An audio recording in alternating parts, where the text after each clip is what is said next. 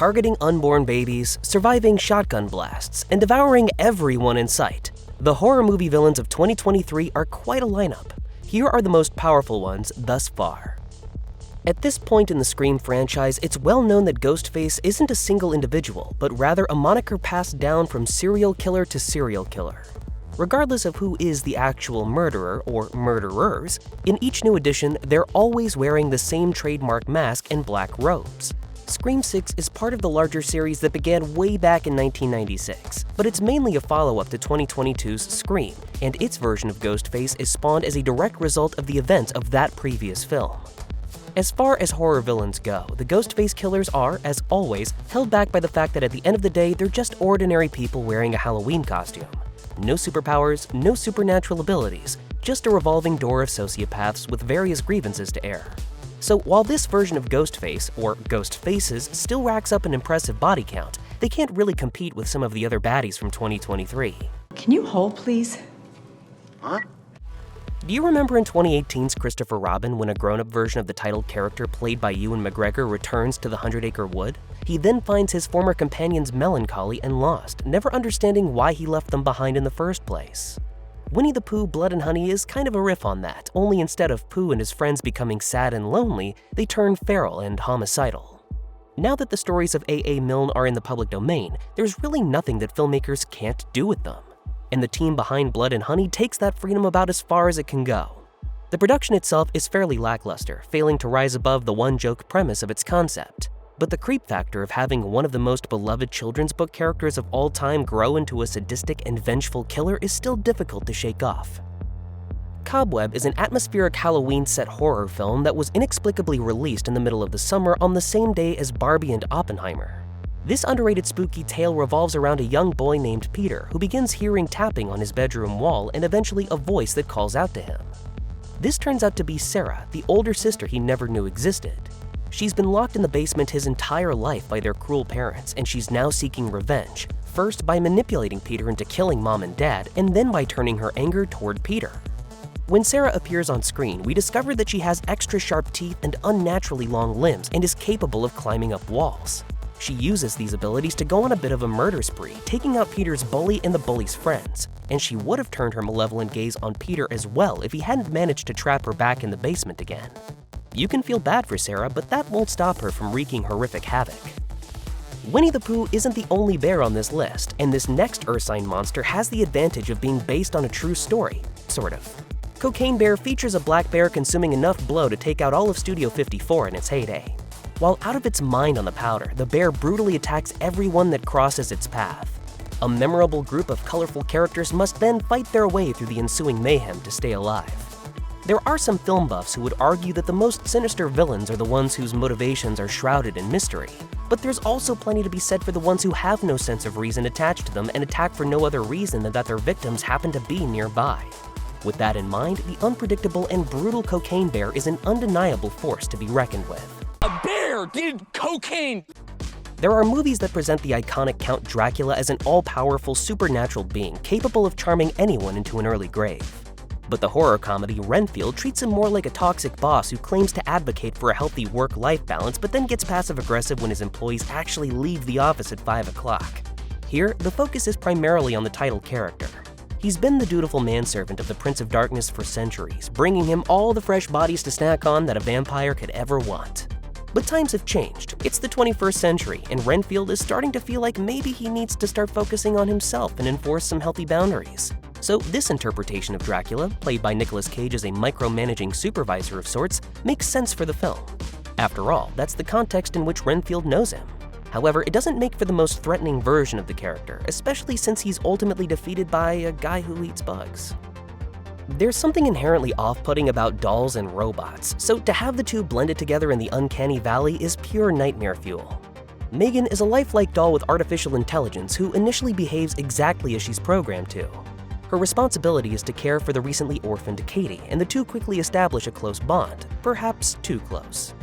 Those around Katie, particularly her Aunt Gemma, start to worry about her emotional attachment to the doll, as well as Megan's tendency to eliminate any perceived threat to Katie. As a villain, Megan is on the proverbial road to hell paved with good intentions. She's supposed to protect Katie, and it's not exactly her fault that she overdoes it a little bit. Nevertheless, she amasses a not insignificant body count over the course of the film, ramping up the violence until she's willing to attack anyone who stands in her way, even Katie. She does a lot of damage for a child-sized doll, and her character design, which calls back to classic horror while also serving something fresh and unique, makes for one of the most memorable and memeable parts of 2023. It's insane, right? The Boogeyman is an adaptation of a short story by Stephen King, so right away there's a strong chance that it'll at least have a decent bad guy. Revolving around two young sisters who have recently lost their mother, the film uses the device of the classic childhood monster as a metaphor for grief and trauma. But of course, since this is a Stephen King story, the monster manifests in physical form. It then wreaks havoc on the lives of the girls and their father, a psychiatrist who's too shaken up by his wife's death to pay attention to his daughters. Within the construct of the story, the Boogeyman is a creature who turns up in emotionally devastated households and feeds off traumatic experiences and parental neglect. There's something especially creepy about a monster who specifically targets children. On the other hand, he can be defeated by a strong light source, so he loses a lot of points for his lack of durability. It's debatable whether or not the lipstick-faced demon is at his scariest in Insidious: The Red Door, or if he's just coasting on the strength of his genuinely terrifying appearance in the original Insidious. Although he has an all-time great character design, it's hard to deny the fact that every time we see him, he's a little less effective, and his jump scares are a little less jumpy. By the time he turns up in the Red Door, the camera has a tendency to linger on him for a bit too long, making us more aware of the fact that it's a man in makeup and not actually a horrifying demon monster.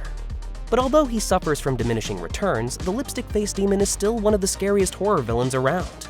That's thanks to his ability to trap someone deep in their subconscious along with other spirits who are trying to re-enter the world of the living by taking over their body. Sure, he hasn't ever actually fully succeeded, and he's currently trapped behind a painted shut door, but he still deserves recognition for the terrifying effort.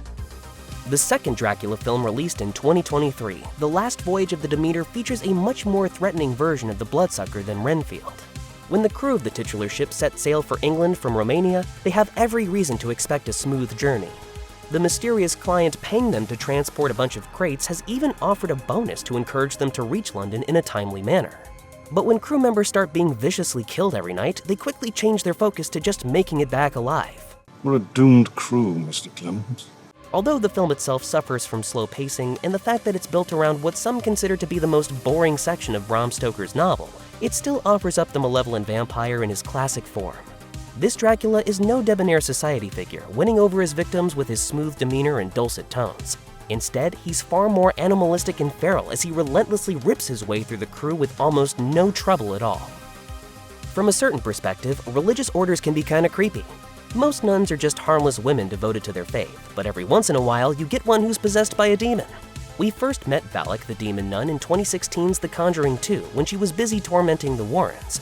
Since then, she starred in her own spin-off film as well as a 2023 sequel to that spin-off. As far as supernatural entities in horror films go, Valak is the real deal. A demon originally appearing in the grimoire The Lesser Key of Solomon, the character has a legacy that dates back hundreds of years.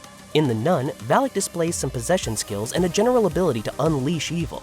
As for The Nun 2, the intensity is ramped up as the demon goes on a hunt for the eyes of Saint Lucy. With an unforgettable character design, possession skills, and all the spookiness of the ancient Catholic Church, Valak's got it all. You don't know what happened at St. Carta.